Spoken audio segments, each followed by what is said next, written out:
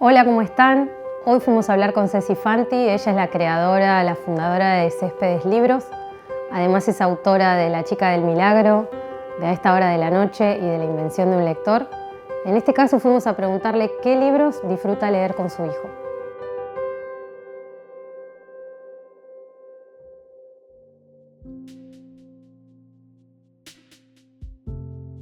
Bueno, Pedro y yo leemos mucho, es parte de nuestra cotidianeidad, no hay momentos del día, leemos en el desayuno, leemos en el almuerzo, leemos en algún viaje, a la noche leemos siempre. Lo que tiene de genial es que cuando la lectura es parte de un hábito, y un hábito compartido, porque en definitiva en las infancias la lectura como tal es un hábito compartido, es una propuesta de ida y vuelta. Entonces no siempre leo lo que a mí me gusta leer o a lo que a mí me gustaría leerle, sino que muchas veces tengo que aceptar, a veces a regañadientes o a veces con más alegría, leer algo que él elige y que no es lo que yo elegiría, ¿no? Pasa lo mismo cuando Pedro viene a la librería y elige y va a secciones que a veces están fuera de la caja. Digo, no es que porque le gusta el fútbol siempre va a elegir un libro de Messi o porque le gustan los superhéroes siempre va a elegir un libro de Marvel o de DC, pero sí que muchas veces hay libros que por estética o por narrativa uno no elegiría y de pronto vamos encontrando y vamos instalando también esta idea de negociación y de que la lectura se empiece a volver algo autónomo, ¿no?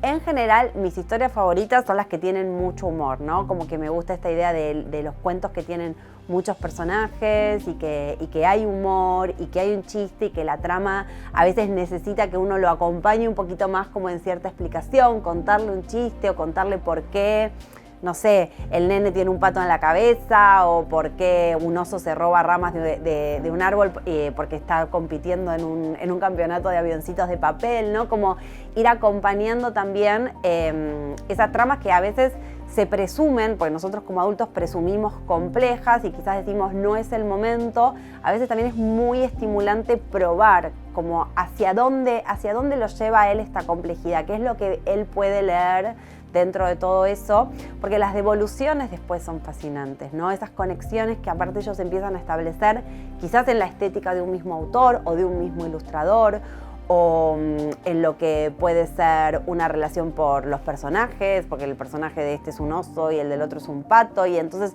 van encontrando muchas veces conexiones, porque en definitiva eso también es la infancia, ¿no? Como conexiones que extrañan esa materia que quizás para nosotros los adultos es más del orden de lo prosaico, de lo cotidiano. Como padres, como tutores, bueno, los docentes, hay mucha riqueza de material, ¿no? Para acompañar a los chicos. A mí, obviamente que hay clásicos que no pasan de moda. Digo, los cuentopos de Gulubú en mi casa son, desde tiempos inmemoriales, un recurso cotidiano y aparte un diálogo compartido, ¿no? Porque muchas veces vieron que pasa esto de que con los niños opera por repetición. Digo, un cuento lo podés contar 5 veces por día a lo largo de un mes y después va a la estantería y queda olvidado por 6 meses y a los 6 meses un día ese cuento vuelve y vuelve por una semana y después vuelve por 15 días y van pasando los años, ¿no? Y es esto, ¿no? Es como la grandeza de la literatura, su gran generosidad, que es que se actualiza.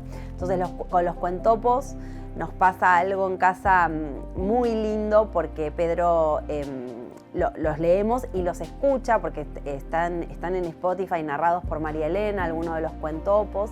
Entonces muchas veces vamos encontrando como momentos en los que eso nos lleva a aquella primera lectura o a una lectura cuando él era muy chiquito. A veces encontramos un video en el que él está contando algo. Nos encanta Tsukimuki, la princesa Tsukimuki es uno de nuestros favoritos.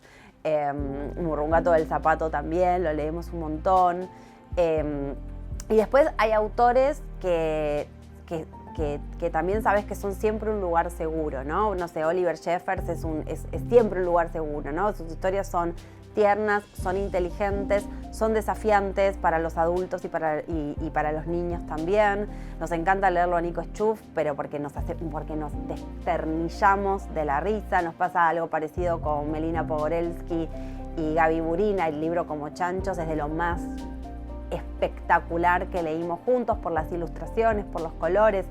Este diálogo que se establece en el libro álbum entre lo que dice el texto y lo que cuenta el dibujo también es muy estimulante, porque tenemos como distintas instancias de lectura. Hay momentos en los que quizás nos centramos más en el texto y hay momentos en los que nos centramos más en estas cosas que nos está contando la imagen, esa información adicional que le agrega otra dimensión, que le agrega otra textura, y que aparte ellos tienen el ojo como súper afinado para eso.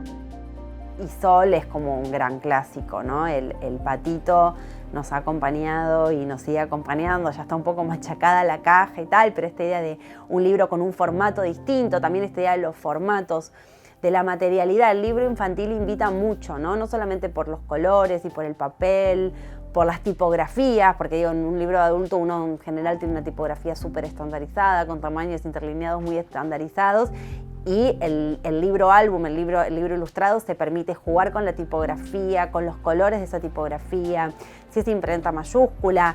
Empiezan a aparecer las letras como primer componente de esa historia, ¿no? Cuando tienen 4 o 5 y empiezan, bueno, esta es mi letra, ¿cuál es? Y empiezan a encontrar las letras y después empiezan a unir las letras y de pronto están como leyendo y entienden que pueden leerlas de una manera y no de otra. Entonces se da ese diálogo alrededor de cómo las letras forman palabras y las palabras forman frases.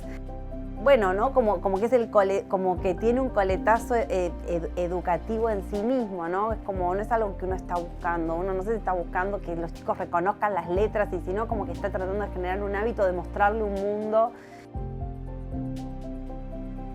Siempre es muy entendible que en casas y en hogares en los que hay padres lectores, o hay abuelos lectores, o hay tíos lectores, o hay alguien cercano que estimula eso, ellos se sientan como mucho más seguros a la hora de manipularlo. El libro es un objeto, es una materialidad, tiene determinados colores, su tapa puede ser dura, puede ser blanda, puede tener más ilustraciones que palabras, puede tener algún otro tipo de truco, puede tener colores brillantes, puede tener algo de peluche adentro, puede ser de cartón duro todo, puede tener algunas hojas, puede mezclar formatos, puede tener un poco de historieta, un poco de historia. Y creo que la gran misión, por pensarlo de alguna manera, o como yo lo veo con Pedro, es que justamente él se anime a manipular esa materialidad. Que lo rompa, que se le rompa una punta, que se rompa una hoja, es una circunstancia, ¿no? Y también está esta idea de, bueno, lo que se puede arreglar, digo, ¿qué hacemos? Lo pegamos con cinta, lo reconvertimos, le pegamos otra hoja. A mí me desespera un poco cuando en la librería entran adultos con niños y le dicen, no toques nada. Ok, pero todo esto está a su altura para que lo toquen, y eso es un aprendizaje, ¿no? Y creo que ese aprendizaje es algo que nosotros, como todo, tenemos que ir acompañando con la materialidad, con sus bibliotecas. Y eso es como, bueno, no sé, como también la parte más linda, ¿no? Que entre a una vida. El libro entra a una vida y se queda para siempre.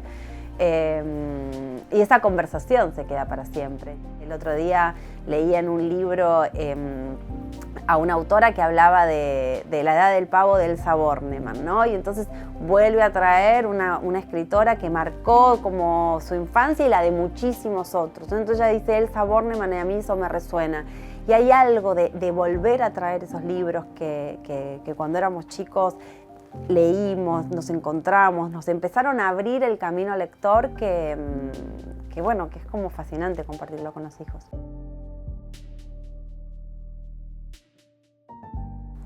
Había algo en mi casa que es que mi casa no era una casa de niños. O sea, había niños, los niños éramos una circunstancia de la familia, ¿no? Algo a lo que mis padres habían arribado.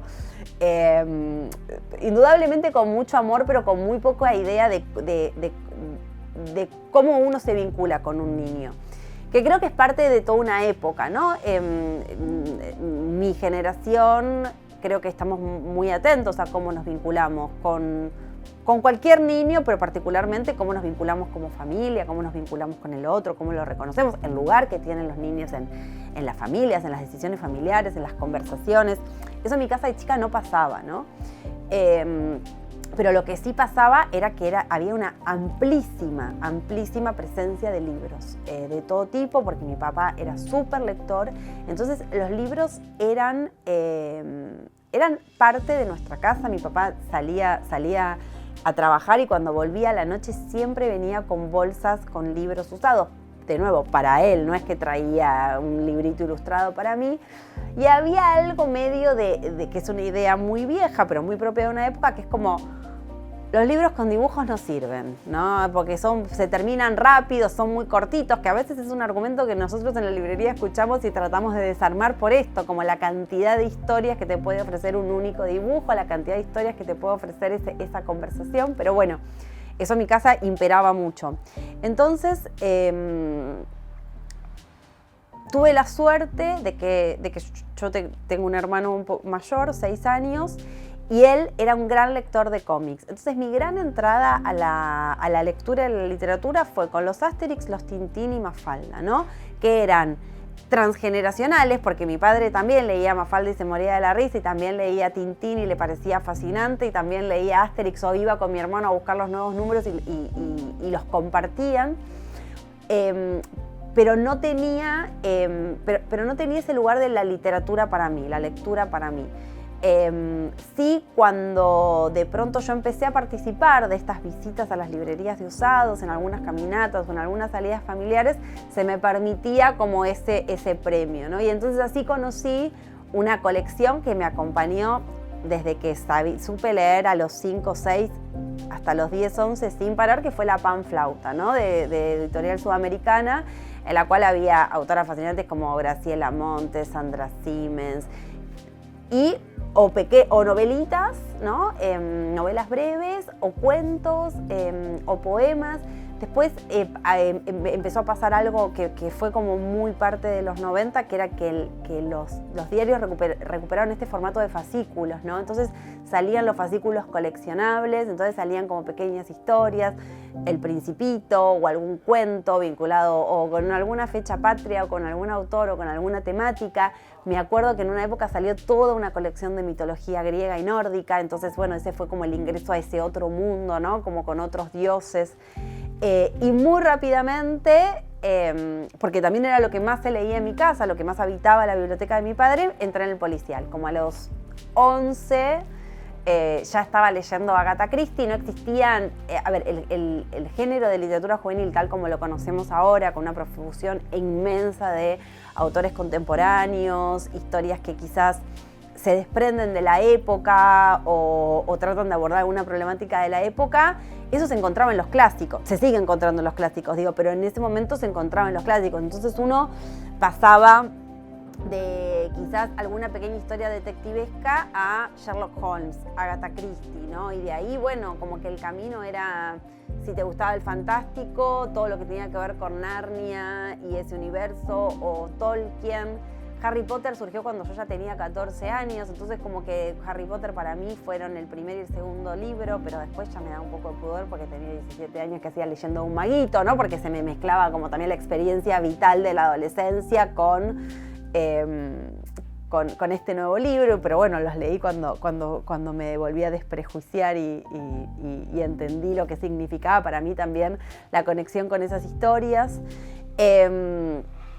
Y creo que gran parte como también de ese abordaje de la literatura, de leer la literatura de adultos, y me acuerdo como entender muy poco, ¿no? Como muchas cosas que se perdían, porque aparte los policiales que leía mi padre eran como súper truculentos y pasaban cosas terribles, no sé, y perseguían y mataban mujeres en Medio Oriente, y de pronto era como, yo tenía 11 años, ni siquiera sabía exactamente dónde estaba Medio Oriente, pero bueno, ¿no? Entonces de pronto todo eso operó quizás en principio sobre una base acumulativa, ¿no? Como que fui acumulando como información, lecturas, y con el tiempo fui pudiendo como entender esas capas, esas tendencias de policiales, los policiales que eran como más tipo sangrientos, comerciales, súper amarillos que mi padre se devoraba, y aquellos policiales que quizás tenían una textura más, ¿no?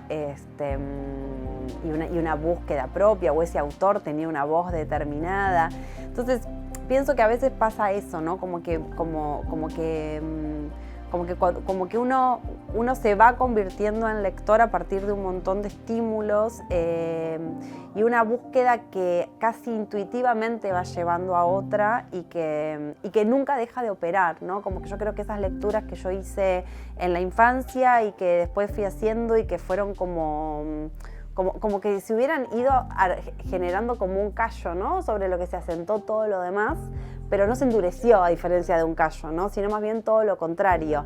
Entra en un sistema en el que siempre está dialogando con todo lo otro. Y muchas veces lo que quiero con Pedro también es eso, ¿no? Como que él pueda establecer ese diálogo entre sus distintas lecturas y que todos sus intereses también puedan dialogar, porque digo, como un juego puede surgir de un libro o estar en contacto con un libro, la conversación en la mesa, ¿no? Como tener esas conversaciones en relación a las historias o las risas o incluso estas cosas que nos pasan en la vida y que muchas veces las vimos reflejadas en un libro y que sirven mucho como, bueno, la famosa moraleja o el ejemplo, ¿no? Que usamos como ejemplo, o vienen a la librería, también esto me pasa más como librera, viene un hermanito en camino, tenemos un libro que se lo pueda contar, claro, ¿no? Como el funcionamiento de las fábulas también y de poder contar una historia y poder armar una narrativa es parte de que ellos también puedan empezar a contarse a sí mismos y que puedan empezar a contar el mundo también para afuera, ¿no?